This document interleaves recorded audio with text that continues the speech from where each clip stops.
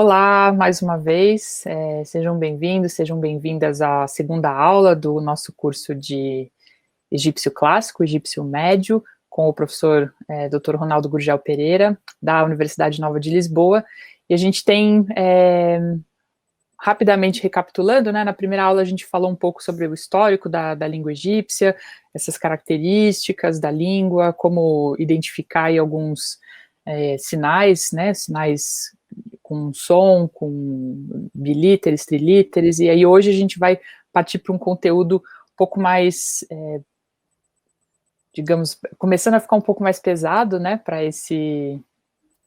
a gente poder começar a trabalhar as nossas leituras. Então eu passo a palavra ao Ronaldo e sigamos para o nosso segundo encontro.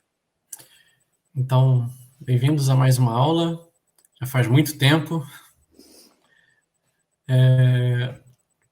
O que vocês precisavam ter fixado na aula anterior é essencialmente o que chamam de alfabeto egípcio, tá bem?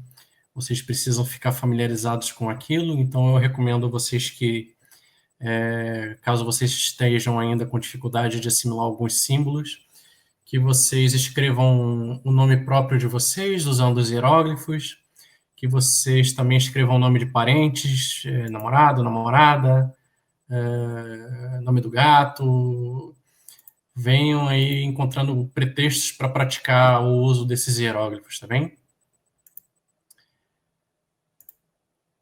Agora nós vamos falar dos substantivos, ok? Então é onde o curso normalmente tem início. Aquela nossa aula 1 é uma aula de apresentação, tem um pouco ali de material essencial. É preciso que vocês pratiquem muito o vocabulário de vocês. E, a partir de agora, vocês vão exercitar o fonograma, né? Vamos começar a trabalhar palavras pela primeira vez, né? Então, vamos a isso. Ah, sim. A lição sobre substantivos.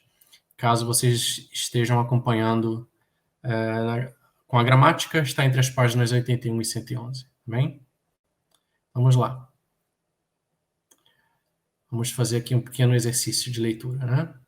Esse aqui, para quem quiser praticar, esse é o K, esse é o achar, esse é o bit, esse é o depet, necher, in, é o R, D, ru, ou, para as pessoas que querem escrever o nome dos parentes, é o L, I, P, Q, anc, J, é o D sublinhado, hem, per, a, mer, I, é o Y, T, esse é o tio, neb, sa, keper, hetep e ain, ok? O A, átono, ok? Então, pratiquem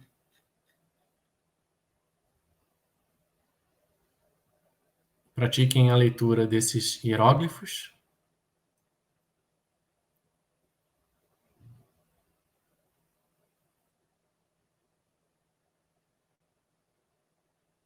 Também vamos ao trabalho, né? Muito bem.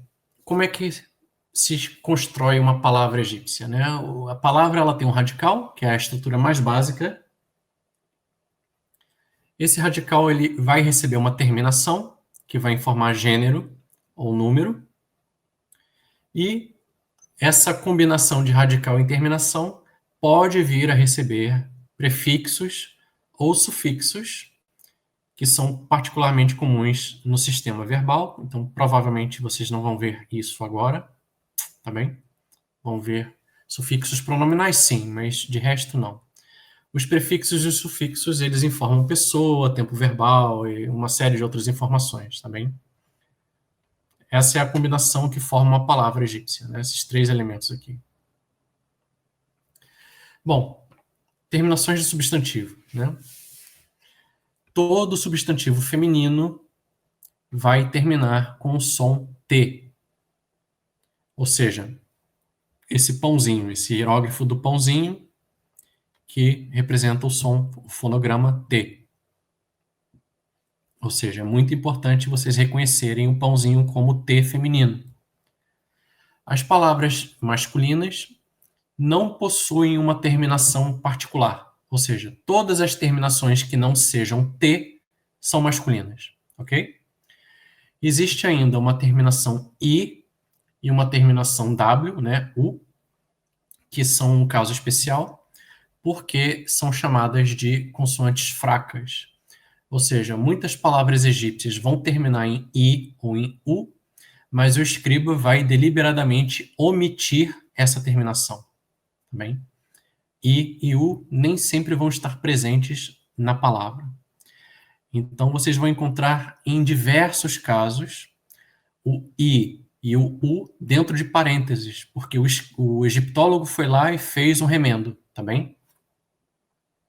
Vamos a isso. Terminações de número. Então, o masculino tem uma terminação plural W. Pontinho, depois do radical, e W. E a terminação de feminino é o pontinho e o W, seguido do T feminino, UT. Né? U masculino, UT em feminino. E o dual? O dual egípcio é empregue quando nós vamos contar duas coisas idênticas, né? Ou duas coisas do mesmo gênero. Né? Então, nós temos o I em algumas gramáticas com Y, em algumas gramáticas com I. Né? Essas linhazinhas oblíquas fazem o I ou Y. E a versão feminina do dual é ti. Ti, que pode ser gravado de duas maneiras. Ou o pãozinho com as linhas oblíquas, que fazem o som de I, ou esse hieróglifo aqui vertical, compridinho, sozinho tem o som de ti, e ele costuma ser seguido de um complemento fonético, um I. Né? Então, ti e ti. Tá bem? Uma questão importante, reparem aqui. A terminação masculina de plural tem a terminação ponto .u, ponto .w. O singular masculino não recebe ponto antes do W, ok? É só um W. Ok? O diferencial aqui é o ponto. Então, empregando essas terminações, nós temos aqui a palavra irmão, sen. É uma palavra sem terminação específica, na terminação zero. Sen significa irmão. Como é que a palavra é escrita? Nós temos essa lança com a ponta para baixo, e ela corresponde ao hieróglifo sen. Depois nós temos o cursinho d'água, que é o fonograma N, é o N, que aqui funciona como um complemento fonético, ou seja, ele não é transcrito. E o determinativo de um homem, porque é um masculino, é um irmão. E qual é o feminino de irmão? É sen, que é o radical, mais a terminação feminina, T. Sen-net, senet. De novo, a lança sen, o complemento fonético N, o pãozinho feminino T, e agora o determinativo é uma mulher, porque é uma irmã. E o plural? Bom, plural masculino, senu.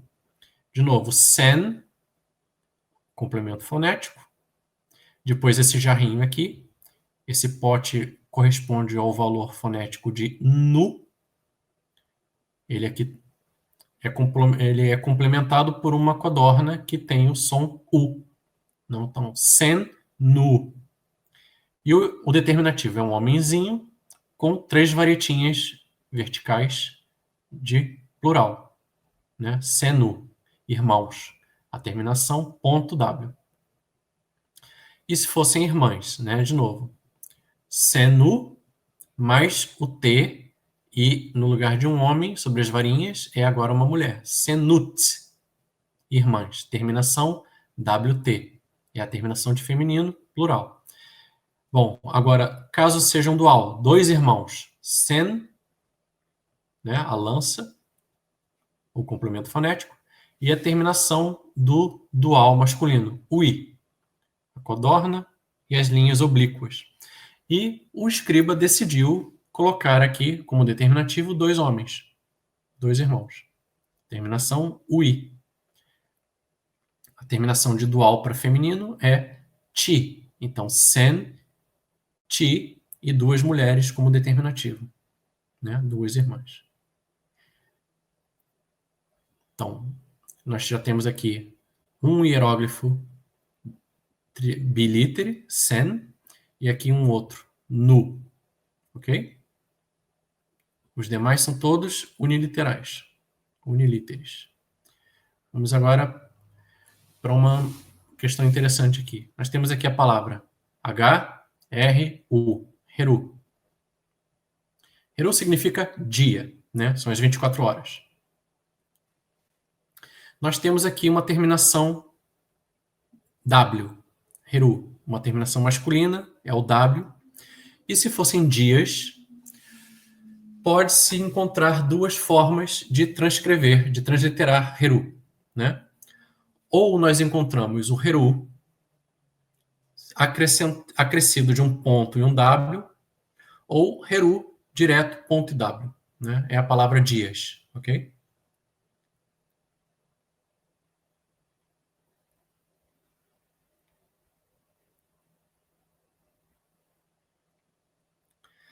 Então, é importante ficar claro que o W, quando está colocado como terminação de singular, não recebe pontuação, ok? Então, é importante deixar claro que algumas gramáticas têm convenções diferentes. Na nossa convenção, que é a convenção que me foi ensinada, nós separamos o radical das suas terminações com um pontinho, tá bem? Em outras gramáticas, vocês não vão encontrar esse tipo de sistema. Vocês não vão encontrar pontinho nunca. Vão encontrar o pontinho no lugar do sinal de igual, que é aqui para nós é usado como identificador de pronomes. E nas gramáticas que não usam a pontuação, eles usam pontinho para identificar prefixos pronominais, sufixos pronominais. Então, só para ficar claro aqui que essa pontuação ela pode diferenciar de gramática para gramática, ok? Temos aqui a palavra casa, né? Per. Então, onde está o artigo? A casa ou uma casa? Como é que eu vou saber a diferença disso, né? Eu não vou saber. Quem dá a determinação do substantivo é o contexto. O artigo definido só vai aparecer na língua egípcia tardia, né, no neo-egípcio. Aqui ainda não há determinação. Okay? Então, nós temos aqui o hieróglifo per, mais um hieróglifo de duas consoantes.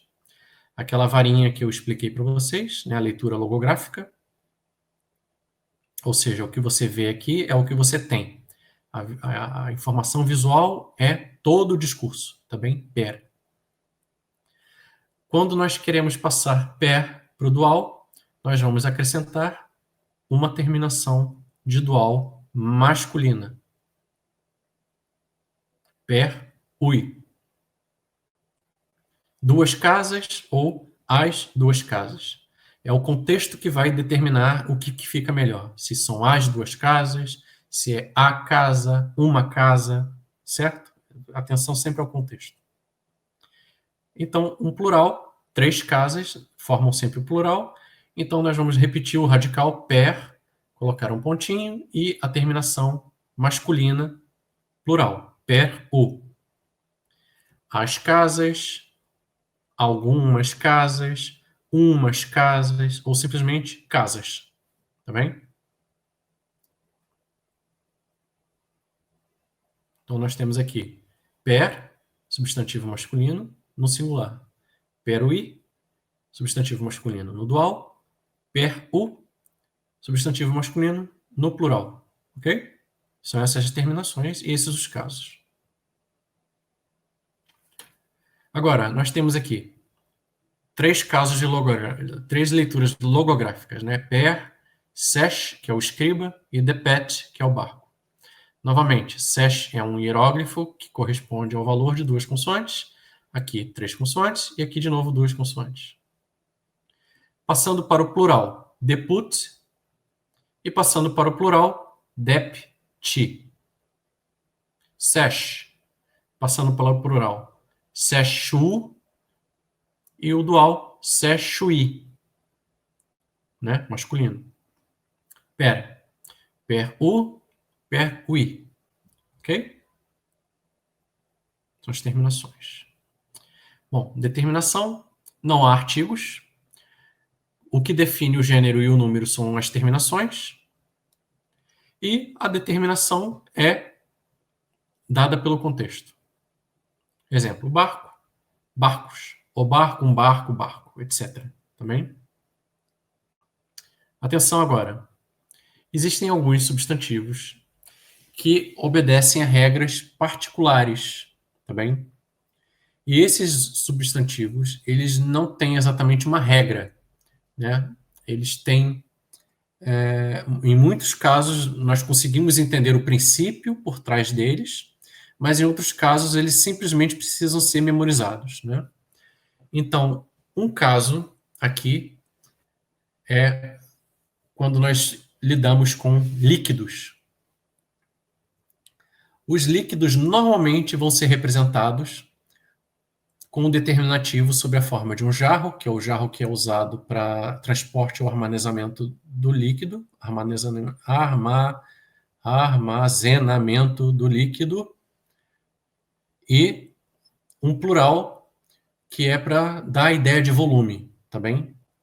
É um líquido, ele não consegue ser contado em unidades, ele consegue ser contado em jarros, né? Então nós temos o vinho, que é um singular, mas mesmo assim ele tem aqui um determinativo de plural. Mas não é irpu, é só irep ou irp. Tá bem? Uma matéria-prima, né? Ouro. Qual é o determinativo do ouro? É uma pepita, né? Com o plural. Para piorar a situação, nós temos esse hieróglifo aqui, que corresponde a três sons, nebu, e um dos sons, infelizmente, é um W, que vai ainda fazer uma confusão com o plural, né? Nebu significa ouro, e o determinativo é essa pepita, esse pedacinho de pedra, com um plural. Mas por quê? É o mesmo princípio do vinho, né? É uma matéria-prima, nós temos a ideia de que seja um substantivo difícil de ser contabilizado, ele é imprecisamente contabilizado, né? É o que chamam de falso plural. E temos também casos de coletivo. O coletivo é uma palavra no singular, mas que transmite a ideia de um plural, né? Então nós temos aqui mexá, né? M, a coruja, o som sh, esse retângulo aqui, esse lago, o ain, que é o a, aqui ele é essa vírgulazinha, e depois um determinativo, que é um guerreiro com um arco, que também corresponde ao som mexá. Atrás desse guerreiro tem três linhazinhas formando um plural. O princípio é o mesmo, né? Trata-se de muitas pessoas, né? É uma quantidade difícil de contabilizar. É um exército, né? Embora seja uma palavra terminada com o marcador de plural, é um singular, né? Então, líquidos, mas também alguns sólidos, né? Volumes secos como farinha, grãos, barro, normalmente vai encontrar esse tipo de determinativo, né? De matérias-primas e de líquidos, etc. Cabelo também. Tá? Tudo que é difícil de contabilizar por causa do volume cai nessa categoria de palavra no singular mais um determinativo de plural. E há também palavras, né? Esse último quadrinho aqui, nós temos palavras que não fazem sentido fonético. Então, por exemplo, nós temos aqui remete, que significa homem, ser humano, pessoa. Um plural, né, um remédio para pessoas. Mas se vocês repararem, vocês têm o R e tem o Ch. Ó, de novo, a boca, né, que faz o som do R, e esse ferrolhozinho que faz o T. Não tem aqui o M, mas mesmo assim há uma convenção que nos obriga a transcrever isso com M, rematch. Aqui embaixo, né, nós temos o I, o T e o F. Né? IT, ou it, significa pai, ok? Esse F, essa cobra, é tratada aqui como um determinativo, apenas um determinativo. Então ela não é transcrita. Só que há um problema aqui. Nem sempre esse I é respeitado pelo escriba. O escriba pode simplesmente colocar o pãozinho e a serpente. Então, nesse caso, nós colocamos o it entre parênteses. Né? Eu falei agora há pouco do sinalzinho de igual. Ó, aqui nessa linha nós temos o it, um sinalzinho de igual, e o F. Então, qual foi o tratamento dado aqui? Trataram isso como pai, e o F aqui é a terceira pessoa como um pronome de possessivo. Um pronome possessivo. It, F, seu pai, pai dele. Né? Então, qual dessas leituras é a mais correta? Isso tudo vai depender do contexto. Tá bem? Então, a palavra completa é IT, mas não lemos essa cobrinha. Tá bem? Um outro caso, nós temos aqui Nesut, né? O N, o SU e o T.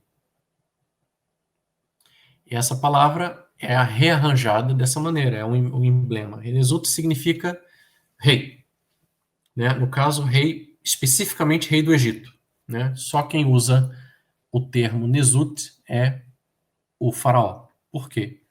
Porque é uma referência ao junco, que é a soberania sobre o Egito. Né? Nesut é aquele do junco, né? o do junco, né? O pertencente ao junco. É um emblema da realeza egípcia. Também. Então, se vocês pararem aqui para tentar ler esse arranjo, vocês vão ler Su-Te-N. Né? Suten. Mas não é assim que se lê. É simplesmente um arranjo estético.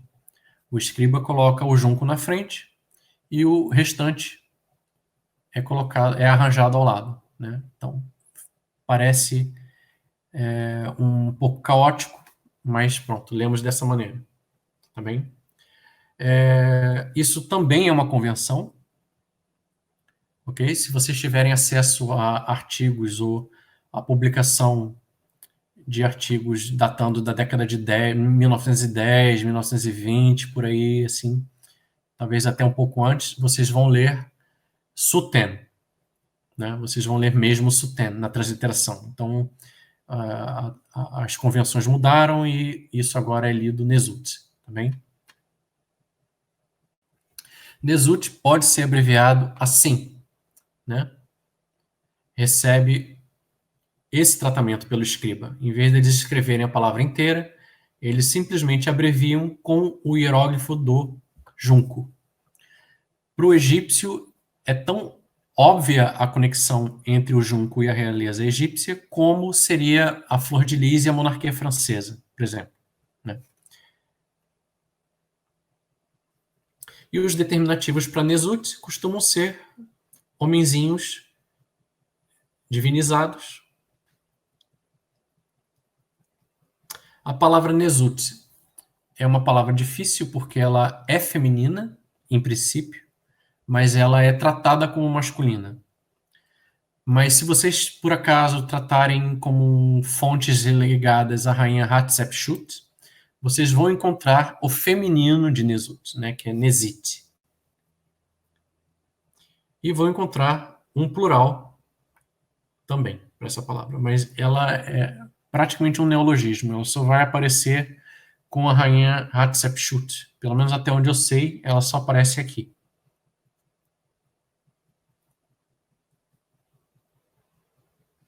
Bom, substantivos compostos. Assim, essa é a parte mais importante do curso, né? Inclusive, vai ser fundamental para nós entendermos o sistema verbal mais tarde. Então, como é que isso funciona, né? Pensem no seguinte. Tudo que nós vamos tratar agora é simplificado por uma relação de elemento A e elemento B. Como o elemento A vai se relacionar com o elemento B, tá bem? Então, todas as relações possíveis entre A e B vão ser tratadas aqui em forma de esquemas, e esses esquemas vão ser reproduzidos também. Por exemplo, justaposições vão ser feitas para se construir períodos, orações mais compostas, mais complexas no sistema verbal. Então, orações subordinadas estão justapostas com orações principais. Então, nós vamos agora começar a entender essa lógica de A e B, tá bem? Então, nós temos um substantivo A e um substantivo B. Ou um nome A e um nome B. Um elemento nominal A e um elemento nominal B. Esses elementos nominais, eles vão se relacionar de diversas maneiras. Cada um desses casos, dessas maneiras, vai ser tratado aqui em separado. Então, nós temos AB, sem marcação nenhuma, sem qualquer informação de contextualização, e o leitor vai ter que deduzir como é que A e B estão se relacionando, tá bem? No caso de aposição, nós temos uma relação entre A e B, né? Temos um elemento A e um elemento B. Né? Nós temos aqui Osíris, o nome de Osíris, nosso elemento A. E depois vem um elemento B, Senhor. Certo? Mas aí tem 3 elementos, então é um A, B, C? Não. Então nós temos que quebrar isso, tá bem? Osíris vai ficar de lado. Nós temos Senhor e Busíris aqui. Então, Osíris, vírgula, né? A, vírgula. E aí nós temos um elemento AB, Senhor, Busíris, A, B. Esse neb de Edu, que faz Senhor, Busíris, vira uma unidade, vira um grande B, e aí sim nós temos Osíris, vírgula, é o nosso A, e o Senhor de Busíris, o nosso B. Vamos tentar ver isso novamente. Temos aqui Imeni, o elemento A. E aí nós temos Sa e Mená, né? Filho e Mená. Então, Imeni, vírgula, filho de Imená. Então, filho de Imená é um bloco, também é o nosso B. Ok? Então, Imeni, A. O filho de Imená, B. Então, de novo, Rei, Alto e Baixo Egito, Nesobit, é a titulatura, né? E depois vem o nome, que é Percara. Então, Rei do Alto e Baixo Egito, vírgula, nome próprio. Tá bem? Titulatura, vírgula, nome próprio. Tá bem? Uma outra relação entre A e B é através dos adjetivos. O que é um adjetivo? O adjetivo é um elemento nominal B que faz referência a A. Eles formam uma unidade também. Certo? Então, nós vamos lá. Per, casa. A, grande. Então, casa, grande. Ok?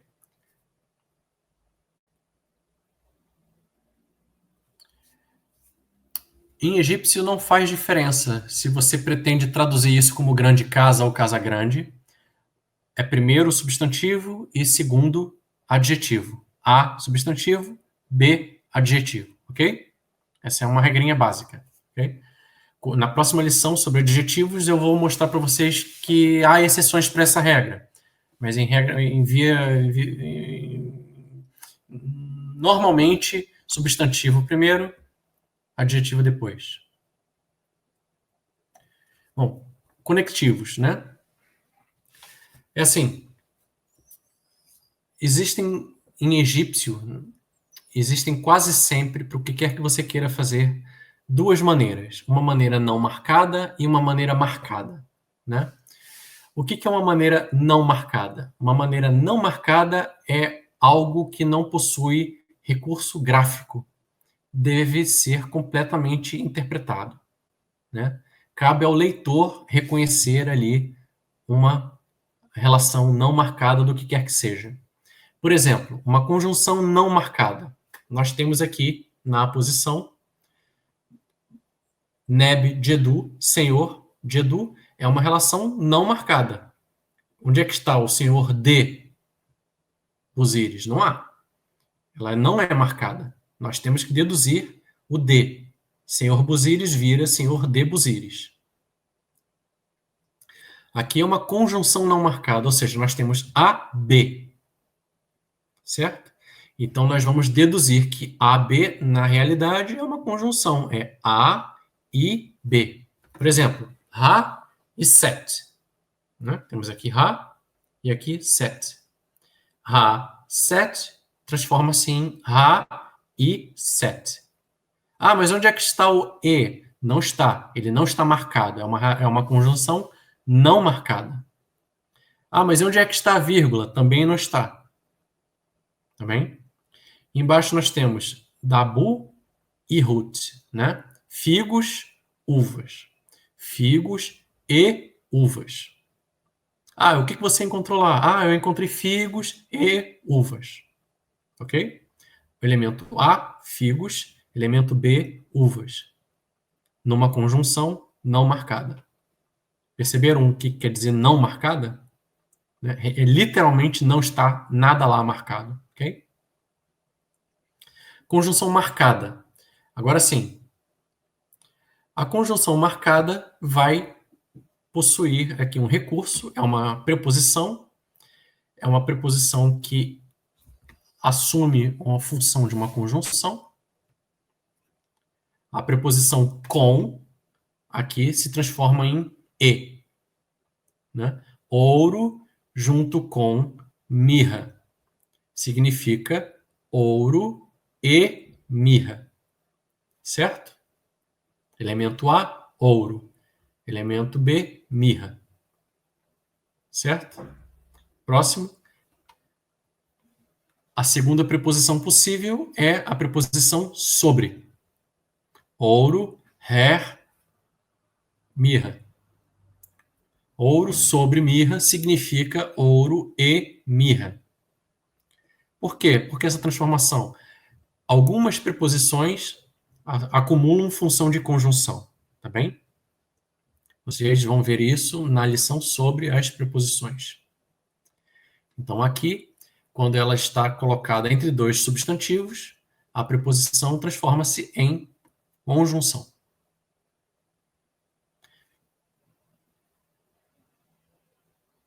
Disjunção não marcada. É a mesma coisa que a conjunção não marcada, com a diferença que agora nós optamos pelo ou. Não há nada marcado.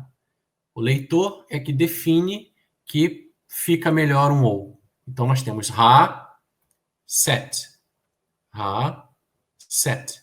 A, B. E eu defino que Ra, Set significa Ra ou Set. Mas baseado no que eu decidi isso? Bom, baseado no contexto. Vamos supor que eu esteja lendo um texto sobre Ra e Set, e alguém faz uma pergunta, ou alguém levanta alguma dúvida, e eu acho que fica melhor colocar um ou. Outro caso aqui. Figos, uvas. A, B. Figos ou uvas. Da mesma maneira é o contexto. Ah, o que havia lá? Eram figos ou uvas? Né? Da mesma maneira que eu posso dizer Ra e Set, eu posso dizer Ra ou Set. Da mesma maneira que eu posso dizer figos e uvas, eu também posso dizer figos ou uvas. Isso é completamente a critério do contexto. Também é o bom senso do leitor que vai definir isso. E existe uma disjunção marcada. Nós temos o elemento AB, ouro, mirra, e esse elemento AB é seguido por uma pequena expressão nominal chamada rapu. Né? Esse R com a varinha significa o Ra, P e U. Essa frasezinha significa aquilo que é dito, o que se diz. É a tradução literal. Mas nós podemos reinterpretar isso como um tanto faz, ou como um não importa, ou como algum sinônimo para isso, né? Então nós dizemos assim: ouro, mirra, tanto faz, ou não importa.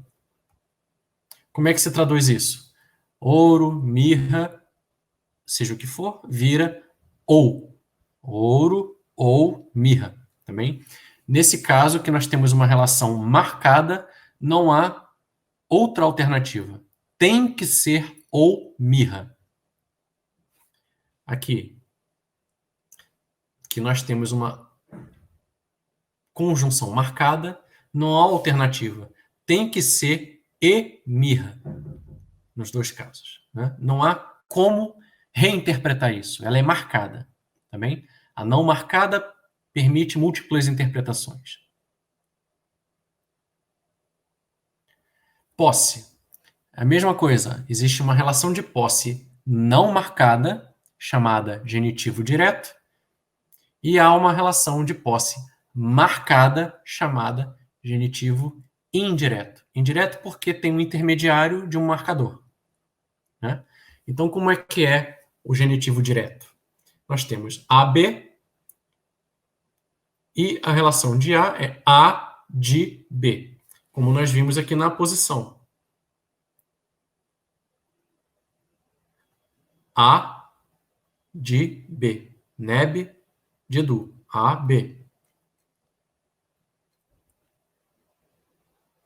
Então, nós temos aqui senhora, Nebet, Nebet, senhora, né? Neb, T, e o determinativo de uma mulher, Nebet. E aqui do lado, per, casa, né? Aqui o indicativo de leitura logográfica. Nebet per, senhora, casa.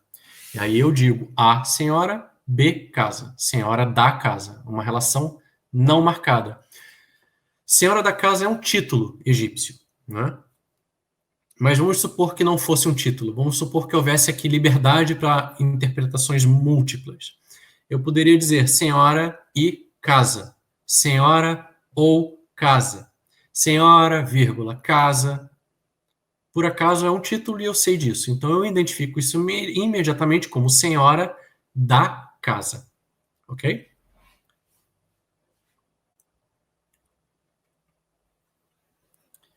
Neb, né, que é o masculino de Nebet, Neb, né, o mesmo radical. E aí nós temos o hieróglifo para tá, que é terra, no dual. Tauí, né? Tá, pontinho, ui. Neb Tauí também é um título, né? Senhor, duas terras. Senhor das duas terras.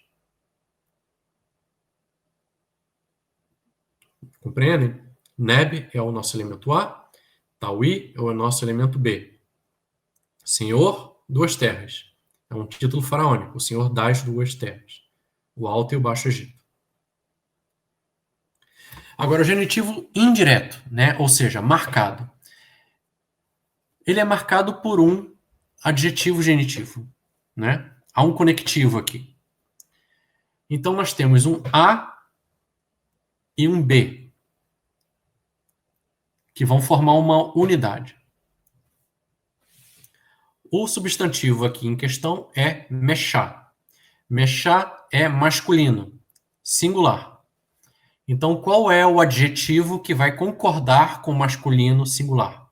Né? Nós vamos aqui para essa tabelinha e caímos aqui no N, né? Masculino singular, ou seja, mexá, N. E o que quer dizer esse N, já que ele é um adjetivo? Ele quer dizer pertencente. O ele pertencente. Né? Ele refere-se ao exército. Qual é a característica do exército? É o fato dele ser pertencente. Tá bem? E aí depois entra a palavra nesut, que é o nosso elemento B. Tá bem? Nós temos aqui um elemento A, mexá, e um elemento B, que é o adjetivo.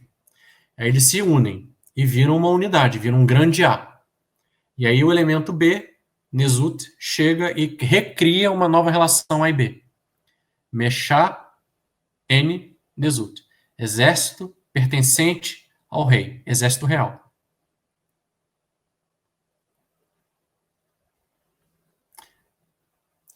Por exemplo, Neb, Tawi.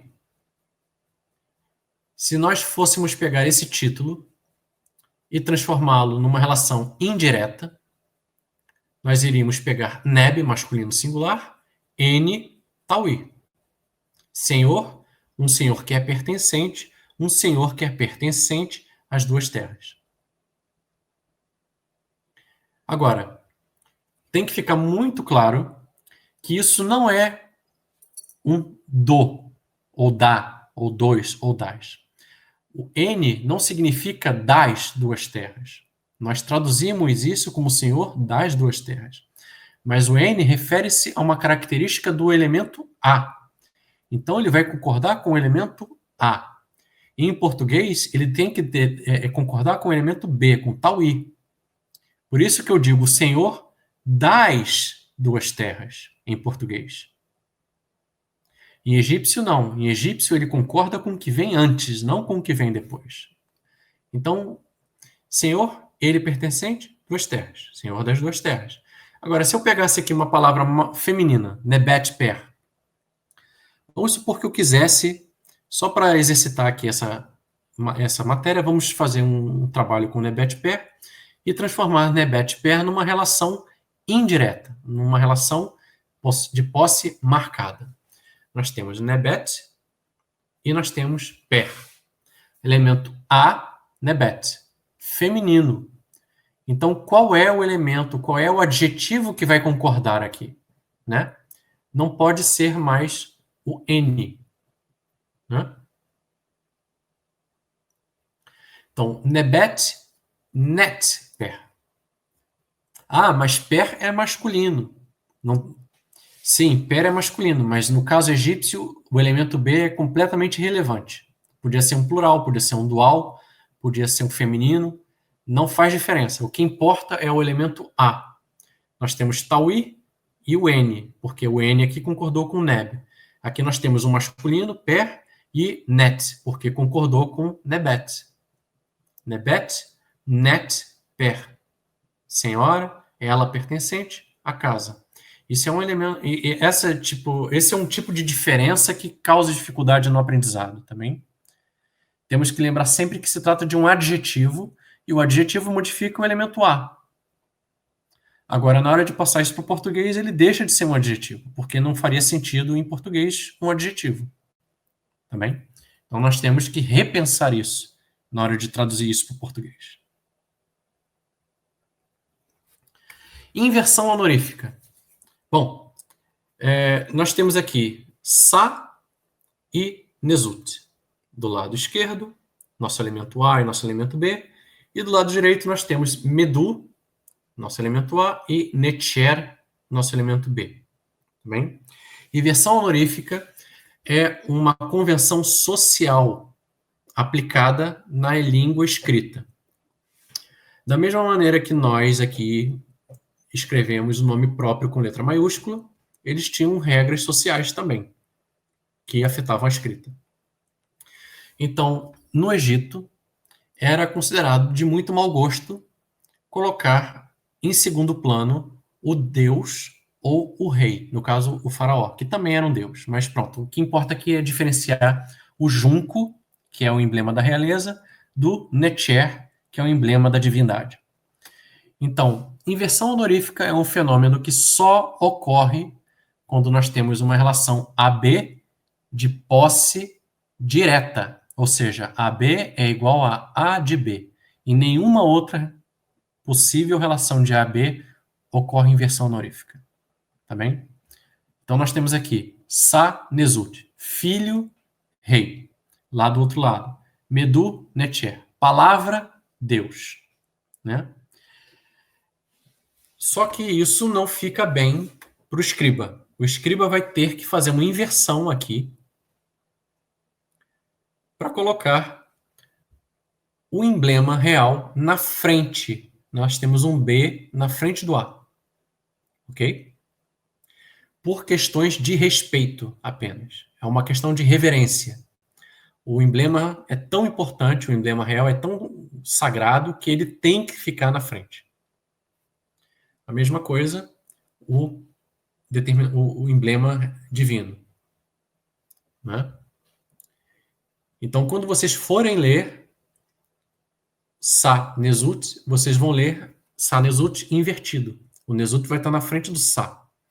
Quando vocês forem ler Medu Netcher, vocês vão encontrar o texto invertido. O Netcher vai estar na frente do Medu. Mas na hora de se escrever isso, na hora de transcrevermos a transliteração disso, volta tudo ao normal. É Sa Nesut, não é Nesut Sa. É Medu Netcher, não é Netcher Medu. Tá bem? Nós quebramos essa inversão na hora de transliterar e de traduzir.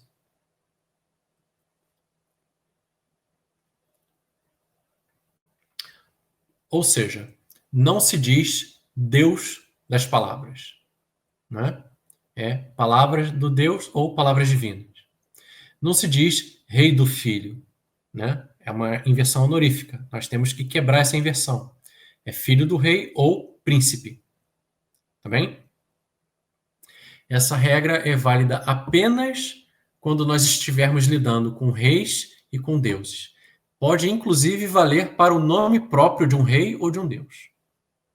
E essa regra é válida apenas para o genitivo direto. Adjetivos não recebem inversão honorífica, por exemplo. Temos aqui alguns casos, né? Vamos aqui aperfeiçoar o nosso vocabulário. Temos aqui o emblema de realeza e a palavra sesh. Seria, então, Nesut sesh ou sesh Nesut, né? Escriba do rei, ou escriba real. Aqui nós temos o Netcher e a palavra Hut, que significa recinto, né? Complexo, edifícios, né? Então, Hut Netcher, ou seja, quebra-se a inversão honorífica. Recinto do Deus, que é a palavra egípcia para templo. Novamente, nós temos aqui Nesut e a palavra Sat, que é o feminino de Sa, né? Vejam aqui o pãozinho como sufixo, terminação feminina. Sat Nesut, filha do rei, princesa. Aqui nós temos Hem e Netcher. Hem significa servo e Netcher é o Deus. Não significa Deus do servo. Significa Hem Netcher, servo do Deus, que é um cargo sacerdotal. Perceberam isso? Então, recapitulando, o que nós vimos aqui? Né? Nós vimos a morfologia dos substantivos, gênero, número, são identificados através de terminações. Existem algumas palavras especiais, como os coletivos, falso plural, e algumas palavrinhas que, pronto, não tem lógica própria, é fácil de se compreender. Elas têm que ser memorizadas, elas vão aparecer ao longo do curso. E depois nós vimos os substantivos compostos, né? A posição, que é uma forma não marcada de AB, adjetivo atributivo, que é uma forma não marcada de AB, e depois os conectivos, né? Conjunção marcada e conjunção não marcada. Depois a disjunção marcada e a disjunção não marcada. Depois nós vimos a relação AB quando é de posse, né? O genitivo direto, que é não marcado. E apenas nesse caso acontecem as antecipações honoríficas, quando implicam ali reis e deuses. E depois genitivo indireto, marcado pelo adjetivo genitivo. Tá bem? Então, essa é a lição sobre os substantivos, ok? São os elementos principais. Então, pratiquem as regras de reconhecimento de conjunção marcada e não marcada, disjunção marcada e não marcada, genitivo marcado e não marcado. Aprendam as tabelas, memorizem as terminações, e é isso. Obrigada, Ronaldo. A gente se encontra, então, na próxima aula. Uma boa semana para todos. Muito obrigado e boa semana para todos.